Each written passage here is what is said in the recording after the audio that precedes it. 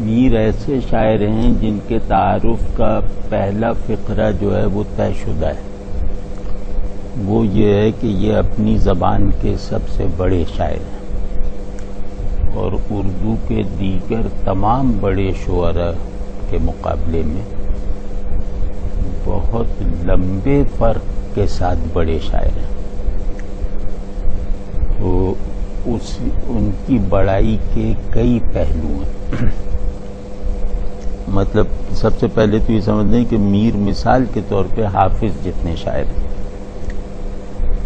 اور بعض پہلوؤں سے حافظ کے مقابلے میں زیادہ مکمل شاعر ہیں، کیونکہ فارسی زبان کی تعمیر اور تکمیل میں حافظ کا کوئی بڑا حصہ نہیں ہے، لیکن اردو زبان کی تعمیر اور تشکیل میں میر کا حصہ کسی بھی دوسرے شخص سے زیادہ ہے. تو ان معنوں میں زیادہ مکمل شاعر ہیں، کیونکہ شاعری میں بڑائی کی ایک قسم یہ ہوتی ہے کہ وہ اور چیزوں کے ساتھ ساتھ زبان کے میننگ یا لینگ یا پیرول اسٹرکچر میں اضافہ کرتا ہے. اور میر صاحب نے جو اضافے کیے ہیں وہ اتنی سطح عظمت پر کیے ہیں، اتنی زیادہ گہرائی میں جا کے کیے ہیں کہ بعد میں آنے والوں کے لیے ان اضافوں کو برقرار رکھنا بھی محال ہو گیا. اس لیے میر کے لسانیاتی کارناموں کے اکثر حصے اگلی نسلوں کی کم استعدادی کی وجہ سے روایت نہیں بن پائی، کیونکہ عقاب کی پرواز کی روایت چڑیاں نہیں نبھا سکتی. تو میر ان معنوں میں بہت اکیلے بھی ہیں کہ ان کی آواز کو بڑھانے والا ہماری اردو شعری روایت میں کوئی ذریعہ موجود نہیں سوائے غالب کے. تو ایک پہلو تو یہ ہو گیا.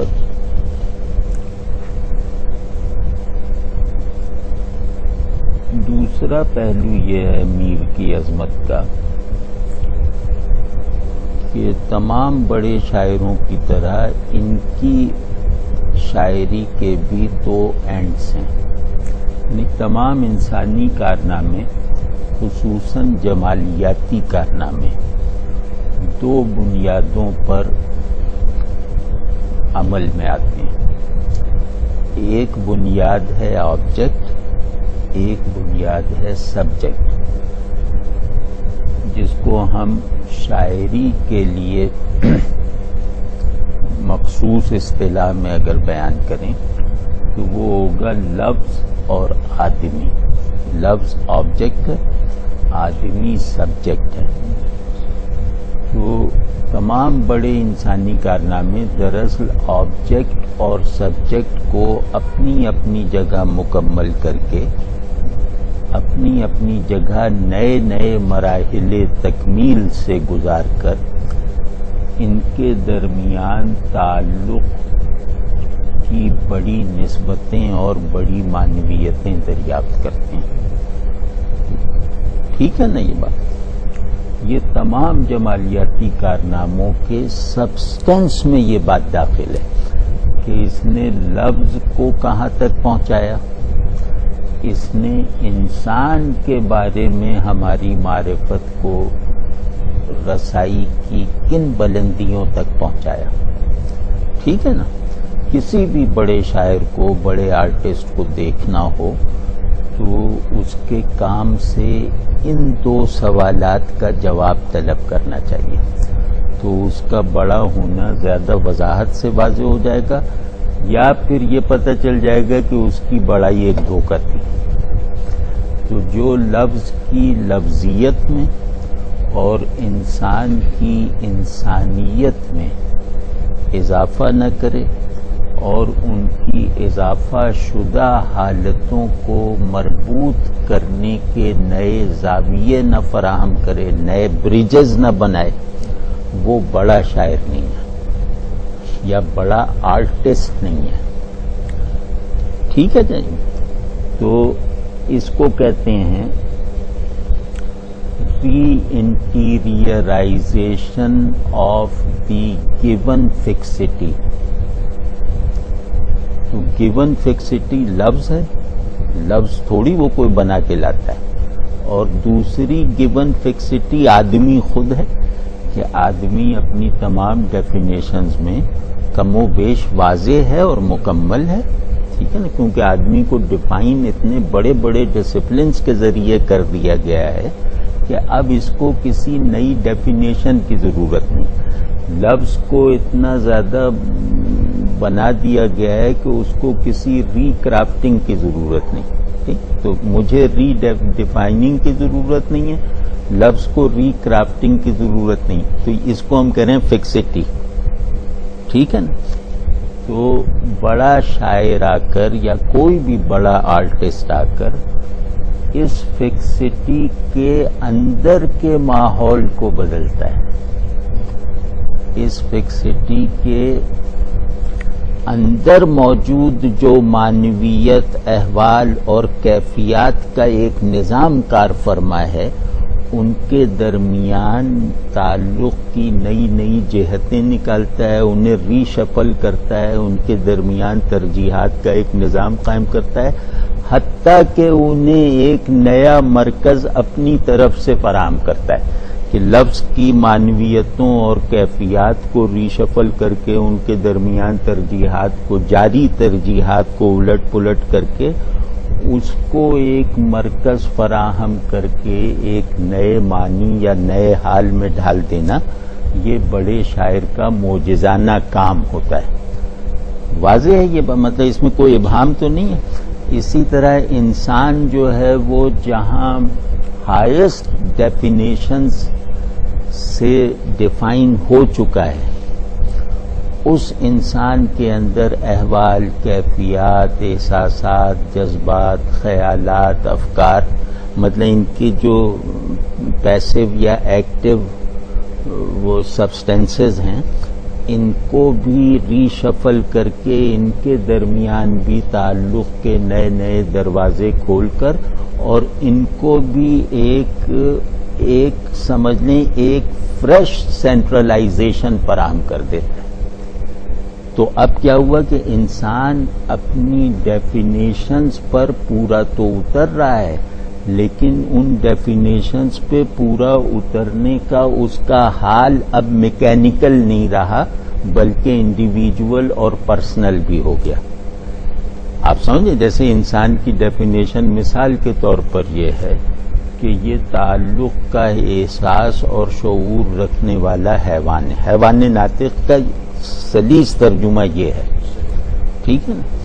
اب ایک آدمی آتا ہے، وہ میرے اندر تعلق کا ایک بھونچال برپا کر دیتا ہے اور میرے موجود نظام تعلق میں طرح طرح کی تہداریوں کو ابھار دیتا ہے. تو اب اس نے میری ڈیفینیشن کو بدلا نہیں ہے بلکہ میری ذات کو اپنی گیون ڈیفینیشن کے معاملے میں زیادہ کوالیفائڈ اور زیادہ انڈیویجول بنایا ہے.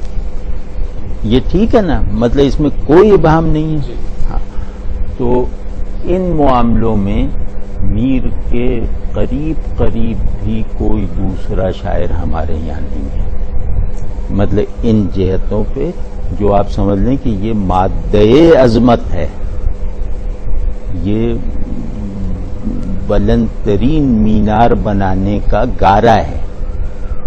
تو یہ گارا اگر کسی مینار کی تعمیر میں پوری طرح صرف ہوتا ہوا دکھائی دیتا ہے تو وہ مینار میر کی شاعری ہے. میر کا جہاں جس شاعر سے موازنہ کریں گے وہ 2 کوڑی کا ہو جائے گا. مطلب میر کی بڑائی کا یہ عالم ہے کہ آپ کسی اچھے بھلے بڑے شاعر کا، مطلب مسلمہ طور پہ بڑے شاعر کا، آپ میر سے ذرا موازنہ کر کے دیکھ لیں تو اس شاعر کی عظمت اور بڑائی مشتبہ ہو جائے گی، وہ سسٹین نہیں کر سکے گی. ٹھیک ہے نا. یعنی میر کو سروائیو کرنے کے لیے کم از کم حافظ ہونا ضروری ہے. یہ ہے وہ شخص جس کا کلام ہم پڑھنے کی کوشش کریں گے، اور میں یاد دہانی کے طور پر عرض کر رہا ہوں کہ بس اس بات کو ذہن میں مستقلاً رکھنا چاہیے کہ یہ وہ آدمی ہے جس نے لفظوں کی مسیحائی کی ہے، اور انسانی وجود کے بہت سے حصے نظریات، افکار اور تخیل وغیرہ کی رو میں بہنے کی وجہ سے معطل اور سن ہو کر رہ گئے تھے. اس شخص نے ان کی زندگی اور بیداری کا بھی سامان کیا ہے. لفظوں کی مسیحائی اس طرح کی ہے کہ اس نے جس طرح مسیح جو تھے وہ خود روح تھے، تو اس نے بھی لفظ میں روح کو ریفریش کیا، لفظ میں نئی ارواح ڈالیں.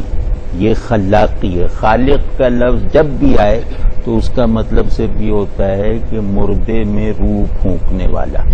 خالق، ہاں کریٹر ہے نا. تو کریٹر کا مطلب ہے مردے میں زندگی کی روح پھونکنے والا. ٹھیک ہے نا. تو یہ وہ لوگ، میر وہ آدمی ہے کہ جس کے لمس اظہار سے مردہ لفظ زندہ ہو جاتا ہے اور زندہ لفظ ابدی ہو جاتا ہے.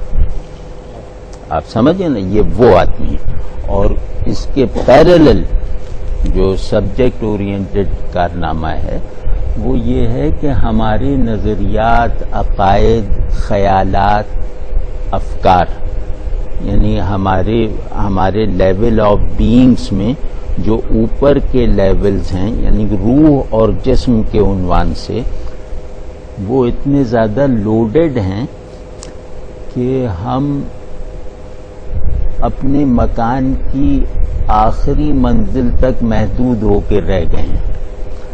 میر نے آ کے یہ بتایا کہ اس 4 منزلہ مکان کا تہخانہ بھی اس کی سب سے اونچی منزل کی ضرورت ہے اور بہت زندہ ربط رکھتا ہے. تو میر نے انسان کے معمولی ترین احساسات کو، انسان کے معمولی ترین تجربات کو اس کے ہائر سیلف میں جنریٹ ہونے والے تخیلات، افکار، نظریات اور عقائد سے ریلیٹ کر کے دکھا دیا.